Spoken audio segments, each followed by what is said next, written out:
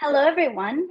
I'm Shannon Olson. I'm the Global Director of the ECHO Network, and I'd like to welcome everyone to our authors Q&A on sustainable agriculture and food systems in the Global South. In case you don't know us, the ECHO Network is a social innovation partnership that was initiated by the Principal Scientific Advisor in 2019 with the specific focus of increasing trust between sectors, increasing the value of science for society, and instilling a sense of responsibility in everyone for India's human and environmental ecosystems. We've built an over 1,400 member international community that now spans over 29 countries, and it enables organizations and individuals to interact and generate a shared purpose through collaborative science-based activities and research. And that is exactly what we hope to do today. So in February of this year, 7 of our network's change makers gathered together at the RISE Summit to discuss the social, economic, and environmental components necessary for sustainable food systems. And in June this year, these same changemakers released a white paper, which is available on our website, on the challenges faced and transitioning to more sustainable practices, not just from the farmer environmental perspective, but also from the consumer perspective as well. And the recommendations that were outlined in the paper are intended to provide some concrete action points that emphasize the power of working together. Now, we know that farmers are inherently tied to ecosystems, but farmers also require tools and knowledge to sustainably utilize natural resources that also maintain a sufficient livelihood for themselves and their families. Consumers, on the other hand, have enormous power to influence sustainability through their consumption patterns and the waste and side streams that they produce from consuming that food, and that impacts both the environment and the subsequent production and use of that waste. And finally, all of us together live in a delicate balance with our environment, and we all need to become aware of the practices that we can also engage in that can ensure our prosperity and also the prosperity of our lands. There is enormous power when these different aspects of our food systems come together, and listening and learning to trust each other can really help us to establish communities of practice that share and multiply and scale knowledge. And that's the intention of today's exercise. So you asked, we listened, and now we're here to answer your questions. So today's experts represent each of the 3 aspects of our food systems: the consumer aspect, the farmer aspect, and the environment itself. Our first expert, Bala Subramanian, is a CEO at Shrestha Natural Products, which you know as 24 Mantra Organic. Bala places consumers at the inflection point of our food systems, and he will talk about how our choices can influence the value chain. Bala, thank you so much for being with us today. Our next expert, Jyoti Krishna Kumar, is Director of the Community Wellbeing Program at Keystone Foundation. And Jyoti works with Indigenous communities, focusing mainly on agriculture and forest-based livelihoods. And she will talk about the issues and factors that need to be considered from the farmer's perspective to transition to more sustainable practices. So Jyoti, thank you very, very much for being with us. Thank you. And our final expert, Hans Jurgensen, is an associate professor in the Department of Plant and Environmental Sciences at the University of Copenhagen in Denmark.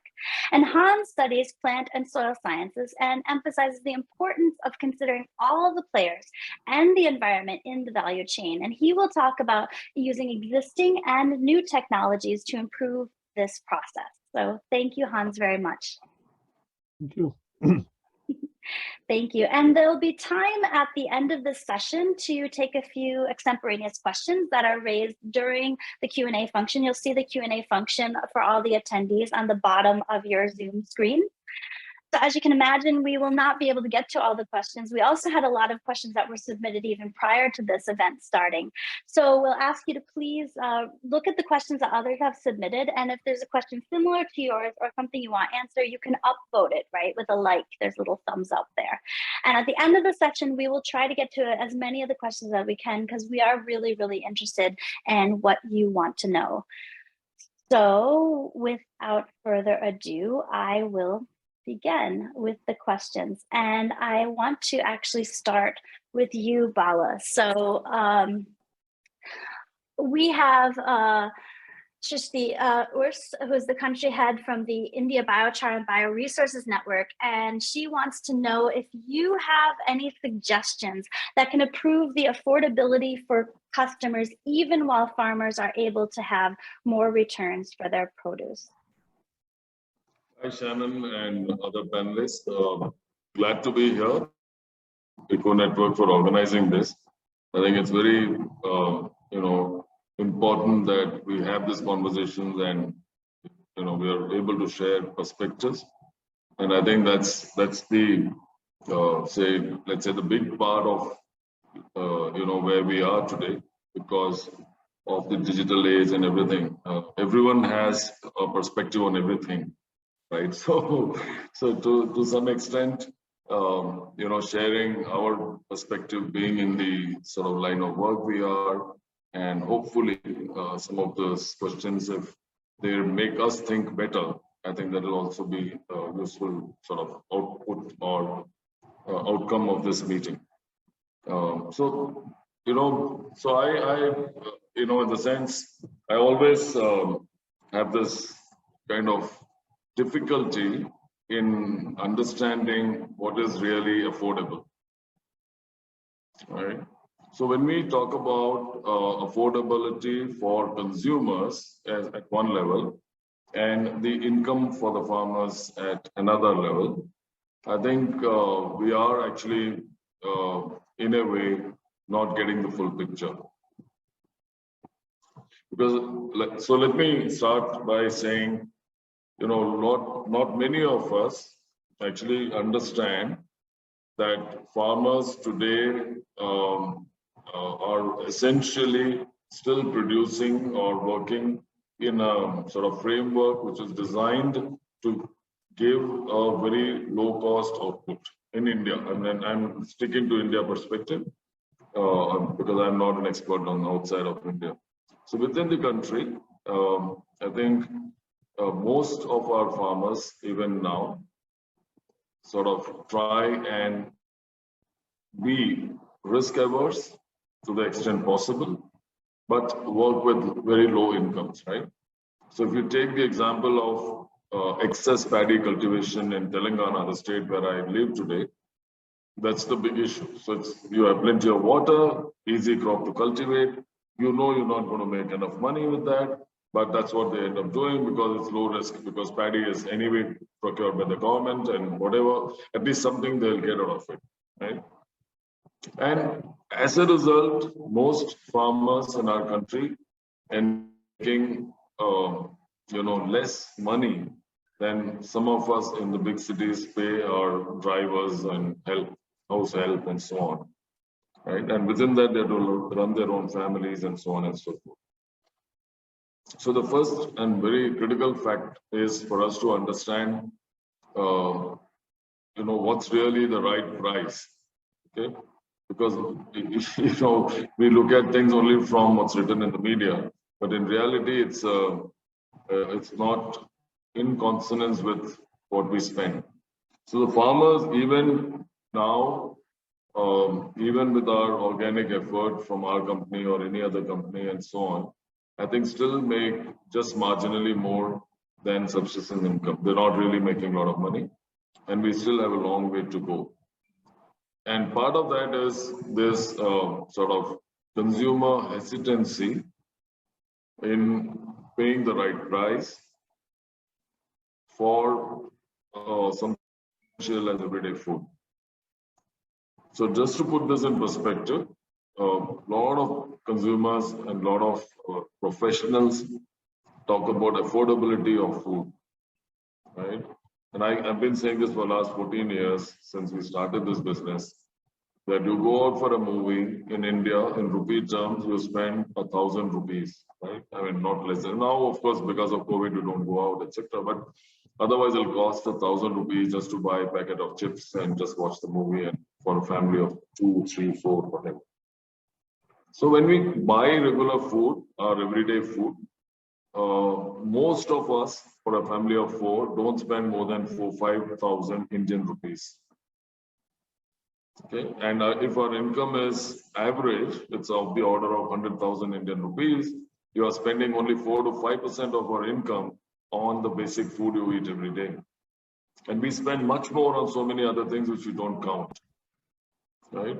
So that's what baffles me, actually, saying, the food which we eat every day is the food we should really be focusing on to nurture us, to give us the right nutrition, and not without pesticides and so on. And that's where we tend to compromise. So today, if organic or something equivalent is being sold at a certain premium, it will still cost somebody something equivalent of 2,000 rupee additional per month. Okay, it's not more than that at all. Now, if your income is, as I said, average from an Indian context, 100,000 rupees or so, then you are paying only about 2,000 rupees for good food, right? So it is in by sheer definition of, in monetary terms, it's affordable. It is not something which is not affordable, right? And with that price, the farmer just about makes break-even living, right? So we still think, today's price, today's cost of commodities is still very reasonable. And if we want the farmers to honestly, continue to do farming, we need to be prepared to pay a little bit more, right? Because the farmers, and I'm not giving a sort of a solution to the question posed, because the answer is we have to be prepared to pay a little bit more. Otherwise, the farmers will stop slowly over a period of time doing this activity. If they don't see income, their children want to have the same luxury as some of us or most of us. They all have their lives to live. So who will do farming? So it's critical to understand that, that ultimately, if the farmer doesn't make enough to lead a good life, then it's going to be very tough for us in the future. So, there is a lot of debate about organic productivity versus everything else. But I think the larger question is, whether organic or otherwise, will the farmers in India and some other parts of the world continue to be interested in farming if they don't make a reasonable living, right?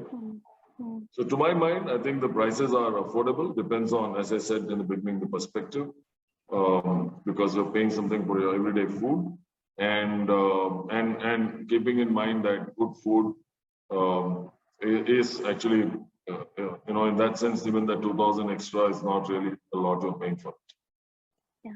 Yeah. I mean, it's a really good point you bring up, both about, how much we value food and also how much, the prices of things. And Jyoti, I want to turn to you now, because from a cost perspective, from the farmer side, one of the ways that modern techniques, and actually they're going back to really traditional techniques, have been trying to save costs is by reusing materials. So this is a question that relates to that. So Varsha Sridhar, who is CEO of Molecular Solutions Care Health, wants to know, wastewater is being increasingly used across the world for agricultural irrigation. And what are your thoughts on this? Yeah, well, thank you for that question, Varsha. But first of all, thank you for this invite. It's an honor to, sort of be part of the panel here and to listen to sort of very interesting responses from everyone. And I look forward to the rest of the session as well. I was thinking about this question, and I wasn't sure if I was supposed to sort of answer it from a technical point of view, because I'm not an expert on wastewater treatment and what goes on behind some of these processes. But I guess more from the perspective of how practical it is to actually sort of implement some of these ideas on the ground. Maybe I can attempt to sort of respond, from that point of view. And what I feel is that, yes, from the point of view of reuse and recycle, I would say treated wastewater is a good option. Obviously, it is important to ensure that the quality of the water meets certain standards that are set by, specific agencies like perhaps the pollution control or whatnot. Mainly to ensure that the food that is grown using this wastewater or the treated water is suitable for consumption. And I also understand that the technology in this area is expanding. We ourselves, we have an FSTP model that we piloted in Coimbatore district, which actually caters to 2 town panchayats. And one of the things that we are also trying to see is that how that wastewater that comes out of post-treatment, whether it can be used or suitable for irrigation. We recently also had a discussion with this company called Nirgandh, which is part of a partnership that we have with the Global Sanitation Center for Excellence here at IIT Palakkad. We're also talking about very interesting technology that processes fecal sludge,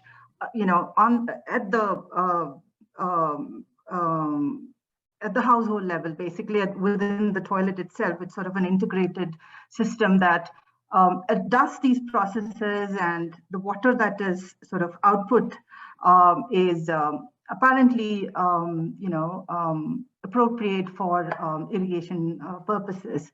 But I guess the real question perhaps is, is the sort of the challenges that arises when you think about, again, as I said, on the ground implementation, when scale is involved, when the technology that you have to use is how can that be transferred to the farm level, the finances that are going to be involved in setting up some of these systems in place, and not to mention the various complex processes and the capacities of the farmers to sort of adopt some of these alternate ways of using wastewater. So just thinking about, the farmers that we work with in this landscape, in the Nilgiris, who are indigenous farmers, and they're indigenous communities, they're extremely vulnerable communities with very low literacy rates and exposure to, I guess, ways of the world.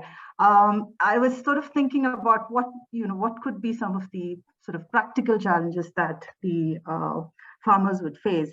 One is obviously, things like when we're using some of these systems, and this is actually, we sort of learned this from our own experiments with the FSTP, that these water that we use have to be sort of constantly monitored, or periodically, not constantly, but periodically monitored. And that itself is some sort of a technological, skill or capacity that needs to be inbuilt into as part of the implementation. So who's going to do that? Is the farmer going to do that? How friendly is this testing process? And if there are some issues in the quality of water, who gets it fixed? How can you get it fixed? There's just these practical problems and challenges and the potential solutions to those kind of issues that may arise. That was one. Another was obviously the scale. So if right now we are also experimenting it at a very sort of a pilot level to see how this water, whether it is viable, whether it can be actually suitable for irrigation. How would you sort of scale it up and sort of transfer this technology and ensure that, or set it up in a way that farmers are actually able to sort of use these, use the technology in a way that is practical for them. So, and that's, complicated when scale is involved. When you're thinking about terrains like the communities that I work with reside in, it's very, very challenging, hilly, and sort of not your typical flatlands or any of that sort, and access being very difficult, and etc. The last point is, of course, I guess I already said that, the water quality part, it's very expensive getting it tested. Now, even if it were the fact that you are going to send out the water quality out to outside, entities, but how are you going to sort of cover the cost of that? Right now, the technology is very expensive. Even for us, sometimes it gets difficult. We depend on project funds, but as part of the research, as part of the piloting, we sort of find some funds to do all that. But then when you're actually implementing on the ground, who takes responsibility for getting these things tested? So perhaps you'll have to think about more accessible technologies at the grassroots level, which is more friendly for the farmers to use. I mean, I don't know, these are just sort of open-ended thoughts that I'm just sort of sharing. So yeah, so this is sort of my response to the question, but yeah, more from a practical point of view on what could be the possible challenges, but otherwise it is something that, can potentially be a viable option for irrigation, provided we sort of address some of these on the ground constraints and challenges that I can think of. Yeah.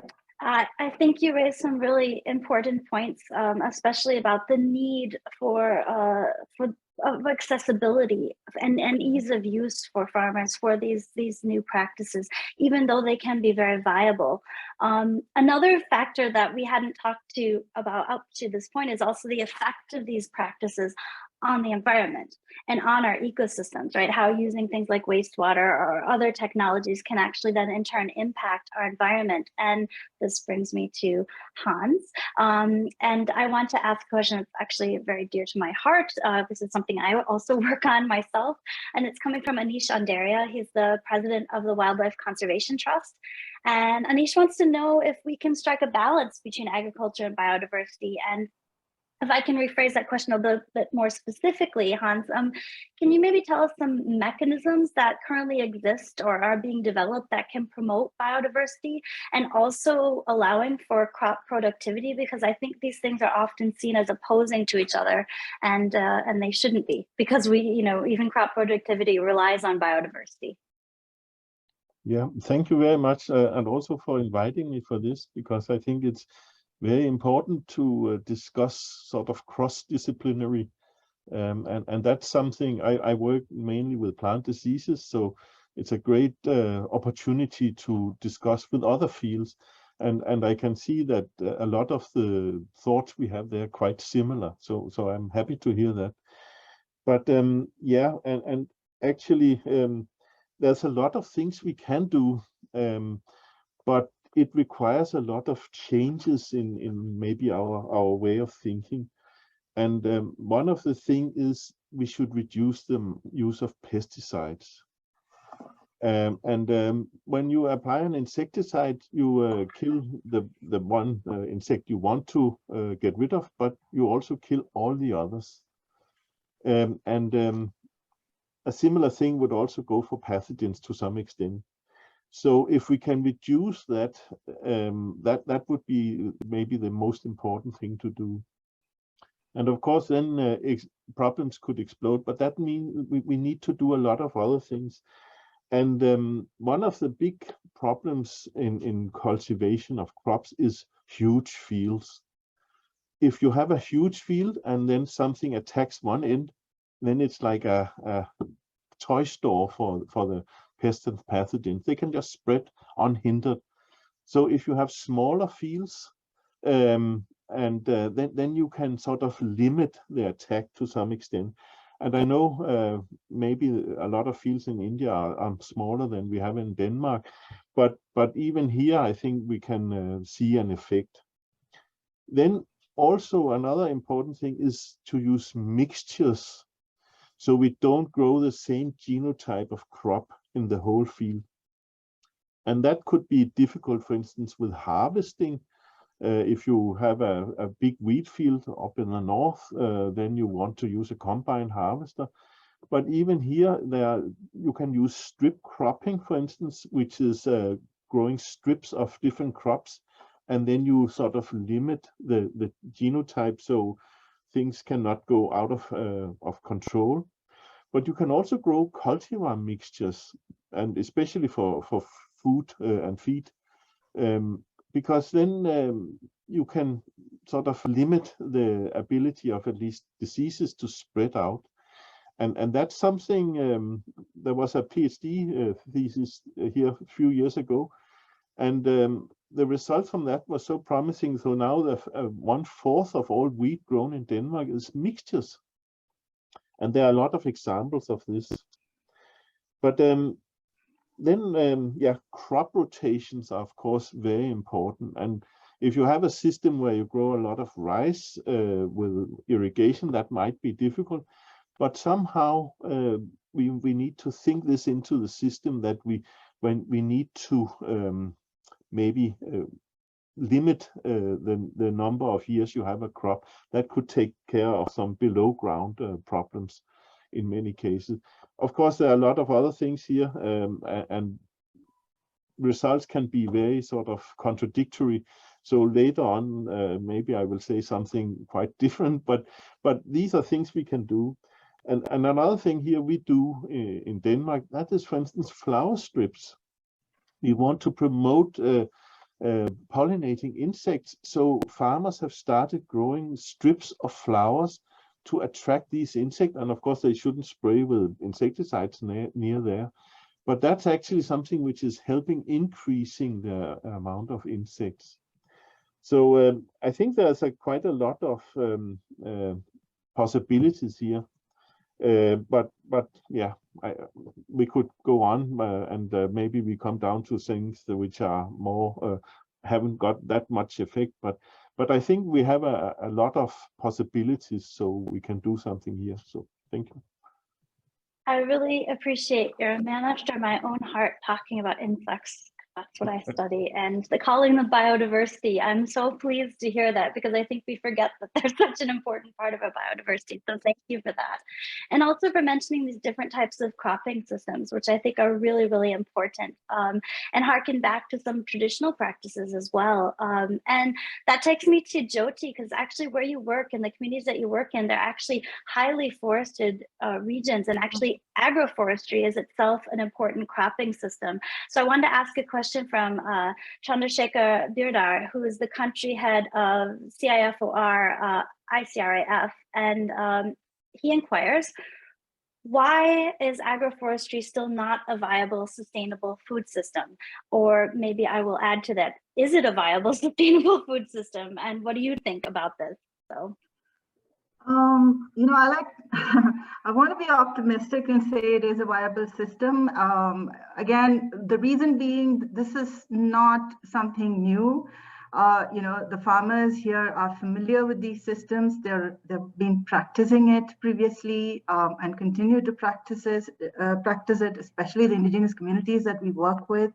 And therefore, I think it can become a sustained activity and some sort of a viable option if we find ways, again, coming back to this point about constraints, faced by the farmers, and, take on more integrated approaches, simplify the mechanisms and processes, particularly keeping in mind small and medium-sized farmers, and, farmers who don't lack understanding or knowledge about the techniques of farming, but lack the capacity in accessing a lot of, sort of services that are associated and linked to farming mechanisms or agriculture production per se, and making it a viable option.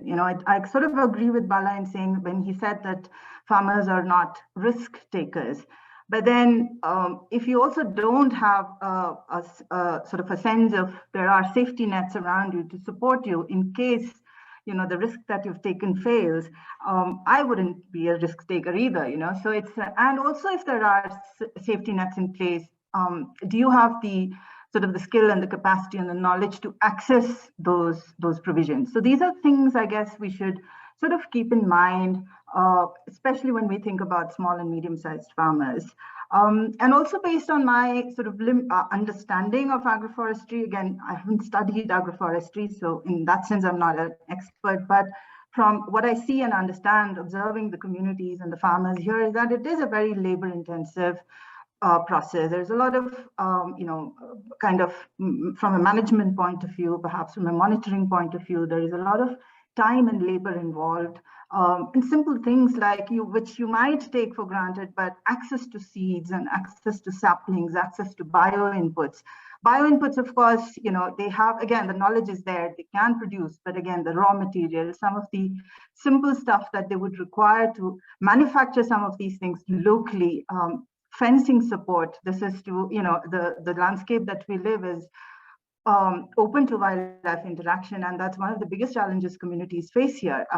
Crop damage is all very sort of real and serious issues that the communities face. So simple things like fencing support, these are things that they don't have access to. So I guess once you start addressing some of these things, then these options can become viable. And also, I guess, thinking about what would be some of the appropriate agroforestry models that can be promoted or supported, which would perhaps require some experimenting and some testing and all of that. Where again, I guess it's sort of time consuming, it's resource driven. We as an NGO, we are extremely hugely dependent on project funds, which also means that there is a certain limit to what we can do with that funds. And we're also very much driven by the funding agencies' expectations and expected outputs and so on. So there's only so much experimentation we can also do. We have been part of some of these experimental agroforestry models where we have experienced almost 90% of crop failure in some of the saplings that were distributed. And that's because we don't have that room or the resources to actually experiment and then sort of scale up, So I guess these are some of the constraints, and if you're able to sort of address some of these, then I guess it can become a viable option. One more point I would like to add is also the kind of power dynamics that you see, which is also affecting some of the viability options. For example, the indigenous communities that we work with, they reside in the forested landscapes here. And a lot of the communities have always lived in the forest. Forest is their home. They have been farming in these landscapes for generations. Recently, post the Forest Rights Act, the communities were recognized of their linkages to forest, and so most of them have now what we call the individual forest rights, which is basically recognizing that this particular land belongs to this particular household. Now, it's almost like a clear property right arrangement where the farmer or the household has all rights to decide what he or she wants to do on that land in terms of farming. But then in spite or despite these sort of policy arrangements in place, we have things like, there's no permission. They don't have permission to build fence around their farm. The other day we were part of a project. As part of a project, we had distributed some bio inputs to the farmers. That was not allowed to be distributed because the department said we need permission. We need to take permission from the head office in Chennai. I mean, these are unnecessary sort of restrictions and constraints that get thrown in. And you kind of want to have to also sort of think about some of these sort of power dynamics and the outcomes of that, and how that also impacts a farmer's motivation and willingness to continuously engage in these traditional practices that has always been part of their life and knowledge systems. So yeah, that's my answer. So it's viable, but then there are a lot of constraints that need to be addressed to that. Yeah, no, but I think I'm really happy that you're bringing up the personal perspective. I think it's really important to bring up, the impacts on the communities and the individuals involved in these practices. This is a really important consideration. It's not just about the technology and just about what is viable from a science perspective. You're absolutely right. Bala, can I come to you for the next question? Earlier on in the talk, Bala was actually mentioning the importance of pricing and how much consumers can afford to spend. But actually related to that question, Mr. Julio Aragoto from Stan & Baker wants to know that as a consumer, what can be done to ensure that a product is organic and you can purchase it at home at competitive prices? So what can be done, from your perspective from a business perspective to ensure that this can happen at the consumer side? So thanks a lot. Sorry, there's some bit of an emergency with someone personally. So the first thing I hope everything's okay. Yeah, some colleagues, sorry, medical emergencies, I'll take care of it. I think it's a great question. And the first part of it is, again, with respect to India or even for this anywhere in the world, consumers need to be aware that there are multiple certifications which are sort of practiced. Some which is, I will not get into technical terms, but there's a process of certification for organic products. Some which are valid for India, some for Europe, and some for US, and some are common. So these processes exist, and any brand in India or the world is expected to sort of display that on the pack. So the first thing, as a very basic first step, is to look for that, which in most cases should ensure that whatever the consumer is buying is organic. Now, obviously, the the sort of system we have, at least in India, there is a little bit of doubt, little bit of let's say lack of transparency and so on. But I think the good thing is that with the competition or the way let's say the marketplace is, most brands would be genuine in what they are doing. So if you see the logo, if you see those USDA and NPOP as we call it, so there is a Jaivik Bharat logo in India, etc. on the back, you can be reasonably sure that the product is organic. Okay. Unfortunately, there is no other mechanism which a consumer can check by color or taste or whatever. It's not possible. And it varies even in terms of just the look of the product, etc. It varies a lot. So it's very difficult to standardize or have some measure to check whether the product is 100% organic or not. And it's not possible for a consumer to go and get it tested in a lab every day and so on. So you have to trust the process of certification, and generally, choose a brand which you are really sure who's doing the right kind of work. From our point of view, we have been also kind of we've just actually launched as a brand QR code traceability. So if you buy a 24 Mantra pack today, you can actually scan the QR code on the top of the pack, and it will take you to the set of farmers. So it'll show you the entire journey of where the products or the produce is sourced from. So if it is wheat, it's from Rajasthan, dals from wherever, in Maharashtra and so on. It'll actually show the village and the group of farmers. And we are also uploading the entire pesticide residue test reports and things like that associated with that product. So a consumer, when they buy the pack, can actually just scan the QR code and they'll get the entire journey and the the surety or the comfort that is 100% organic. So that's what we are doing, and I'm sure many brands will follow because it'll become more or less consumer expectation. So that's the part one. Part two is really, today most of the sort of, let's say, platforms or stores or whatever, wherever you go to buy. I mean, in India, at least there is a law, so you sell on a fixed price and all of that. So yeah, choose a reasonable place to buy from, whether it is Amazon or Reliance or whatever in India. And outside of India, most of the US, most of the Indian stores do have their own processes.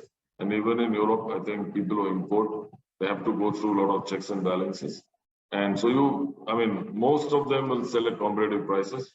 So you should be able to get, wherever you are in the world, at competitive prices.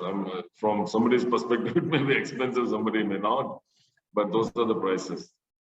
There's no, there are platforms where people consuming the platforms talk of delivering home directly, but they're not cheaper. There is nothing which is inexpensive, so to speak. even when people try to connect from farms directly to your homes, actually they are more expensive because the logistics and other costs are higher. So, Yeah.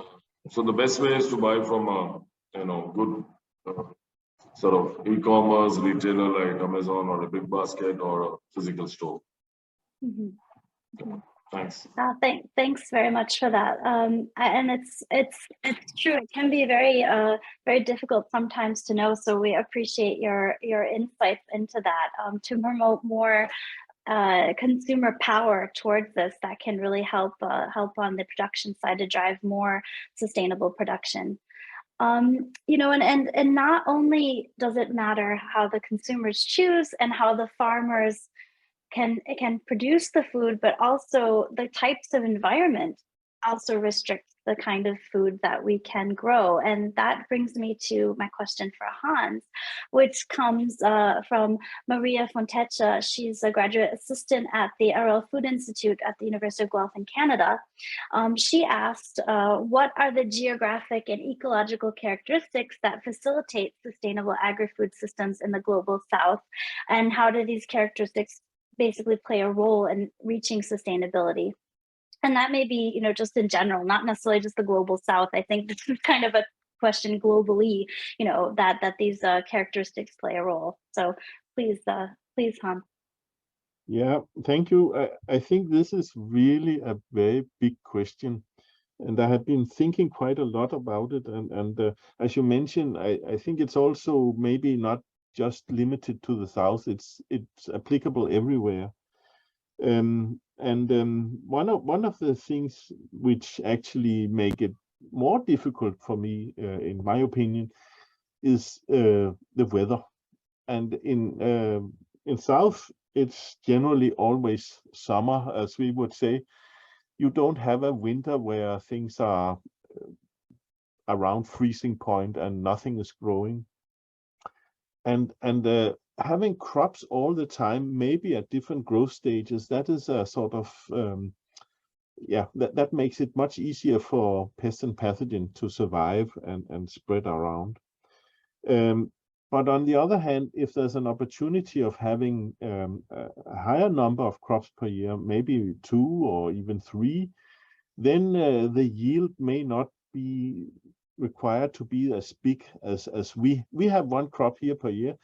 The farmer would have to have a huge yield and then put a lot of input into the system to get this yield. Otherwise, nothing for the next year.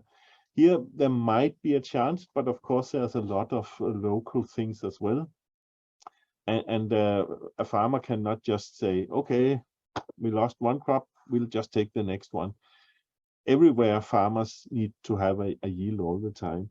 But actually, maybe that gives a hope that we don't need to have that much input into the system. But to make things sustainable, it's not only just reducing the input we put into the system, it's also the energy consumption. And now there's a lot of farmers who work day and night in the field, and it's quite hard on their physical well-being. But there's a lot of mechanization going on. And for instance, if we could use solar energy or maybe biogas from to sort of power this, then we would have sustainable energy, and that could help not only the farming community, but villages and cities all over the place. And that would in itself make things sustainable or more sustainable. And there's a lot of emphasis now on, for instance, precision agriculture, robots and drones, and they can also maybe help to reduce the amount of pesticides we put into the system. We have a lot of emphasis on that now, and it has turned out that farmers can actually reduce the amount of input, both fertilizers and so on, and pesticides, by precision agriculture. So there's only application exactly where you need it and how much you need it. We should prevent these losses which occur. And if we can sort of make things more precise, then there's a hope. And I know there is a growing industry of robotics in India, which can do quite a lot of things, which can also help farmers and maybe make them get a better life, so they don't have to work so hard in the field. And then, of course, we have the water issue, which is also a huge problem, and that is increasing everywhere. We see more erratic precipitation, so sometimes there's flooding, soil is lost, and at other times we have drought. And that's something which is maybe more difficult. We can't just start irrigation everywhere.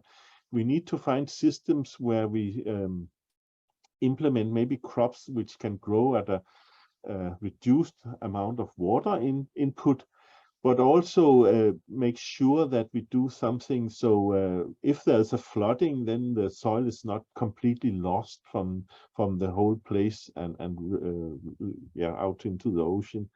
But these are very, very difficult issues. So I think it's a very very big question which was asked here, and if I could answer that, then there was really, it would be really easy to get on, I think. But I hope I have given some ideas maybe here. So thank you. I think you have. I think it is a difficult question because there's so many factors involved in it. But I appreciate, actually, you looked at a lot of different, both scientific, ecological, and technological aspects of it. So really great. I think you did a good job answering the question. Before I go to the Q&A in the chat, I have one last question because it's actually the question, and I want to ask it to each of you. So I'd actually like to hear from each of you, Jyoti, Bala, and Hans. And this was raised by Xavi Bapla, who's a research assistant at IGNOU. And the question is, can we actually make farming environmentally sustainable? That's the question. It is the question that we've been discussing up until now, but I'd like to hear your answers. So yeah, so whoever wants to start. Yep, Hans. Go ahead. Hans, I think you're probably the best placed. Hans, you got elected. You got volunteered to start. Yes. No, I mean, he's obviously the best place to answer that. Yeah, and it is a hopefully very that will be the answer. yeah, no, but we wouldn't have to respond. All farming have an impact. You can all say that farming is unnatural, so it will have some impact on what is going on there. And the big dilemma is that there's an increasing need for food. The world population is increasing, and we have bigger and bigger losses. So yeah, we are doing something which is sort of against nature, you could say, but we need to do it. And I think we can come down to a situation where we put less stress on the whole ecosystem by not overgrowing it like we may have done and increase. I can tell you there's an ongoing world record attempt in Denmark to produce 18 tons of wheat per hectare. It requires so much input, and it's a small experiment, so this would never be allowed in real life. But if we only apply what we need and make sure that we don't have losses in both nutrients and soil fertility and so on, then I think we can get to a situation where we have minimal impact on the system. So yeah, thank you. Well, So yeah, yes, if we were just to add to that, I think there are no easy choices, right? I mean, we need food, we need development. So a lot of things we do. I mean, we could not have, or we cannot go back to doing only hunting and gathering food like millions of years back. So we cannot do that. So that's a reality, right? And sometimes, just to illustrate my point, I have this sort of long debate in my head. In the early days in India, you had this guys pulling your cycle rickshaws. So you sit on them, you are actually exploiting them. You don't sit on them, they'll not earn money. So what do you do, really, right? So this whole question is a bit like that, because we have to do these things. And like Hans said, and I completely agree, to the extent possible, if we reduce the negative impact and give back to the soil as much as possible, it'll just help us sustain longer. So there is no sort of solution where you can just completely do away with it. But I think where we have gone wrong is really in trying to, I mean, for example, in India, right, we talk about this green revolution, and ironically, Dr. Swaminathan, the scientist, was the one who gave my degree when I did my graduation. He was the chairperson, whatever, right? But I think we just stretched it, and therefore we have challenges as an outcome of that. So if we had had a balanced approach, I guess we would have been in a better place today. So yes, the idea is to kind of reduce the damage or reduce the impact. You can't just do away with it. Yeah, I agree. The balance. Both of you mentioned balance. Yeah. And Jyoti, any additional thoughts?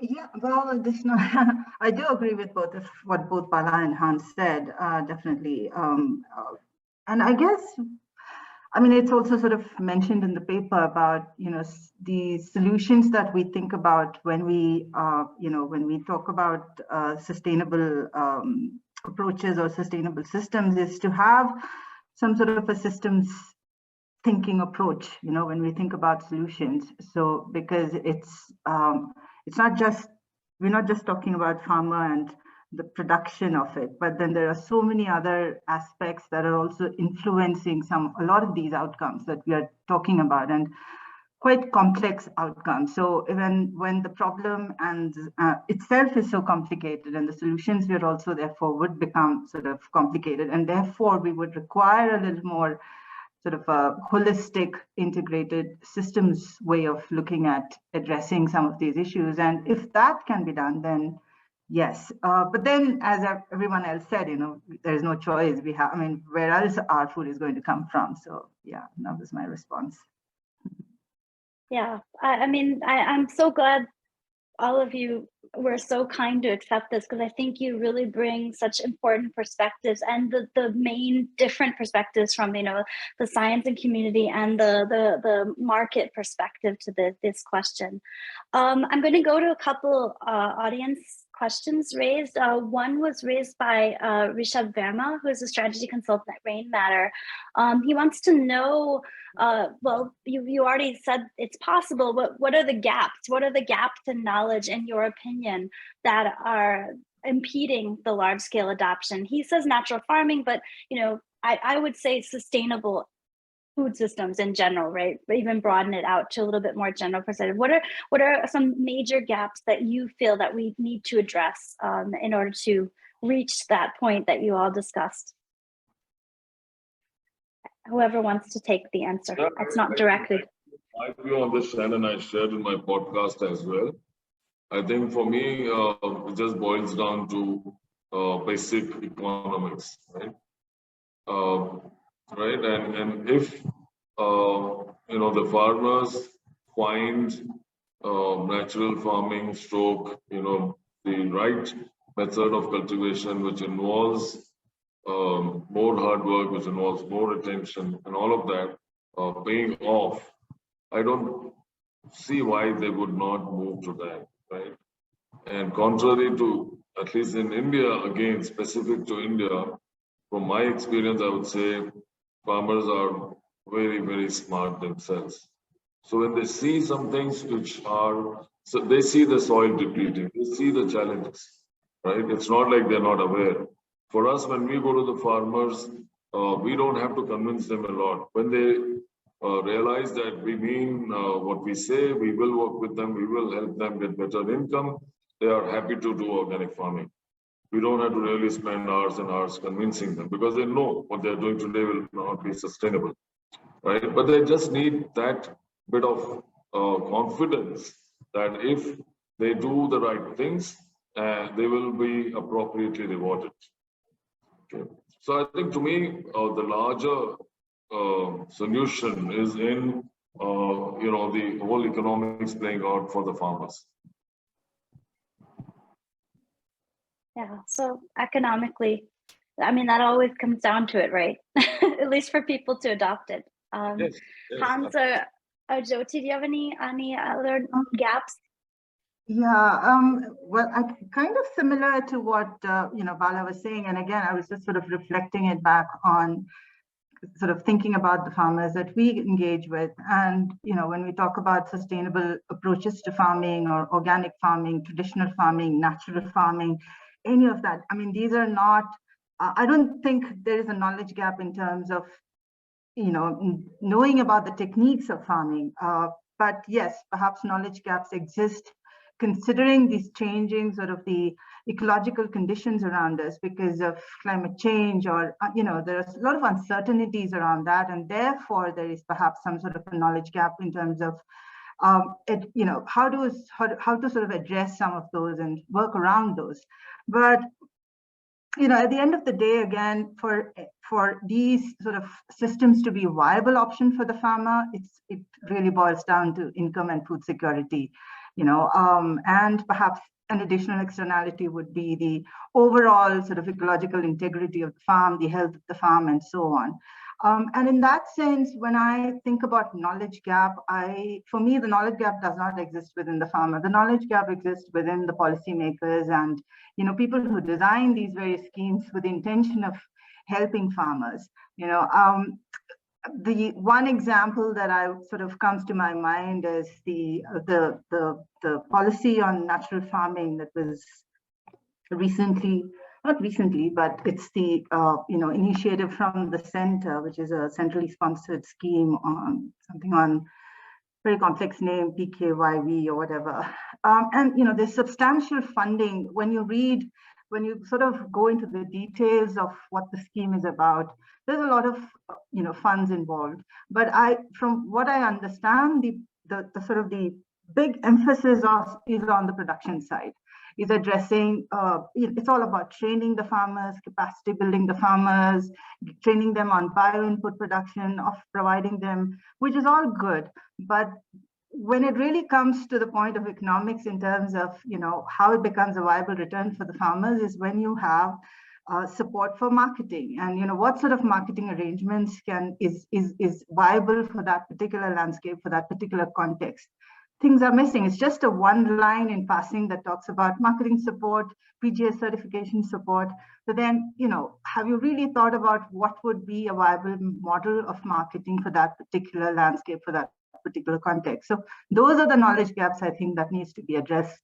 And if that gets addressed, then I think it would become sort of a viable option. Yeah, that was mine.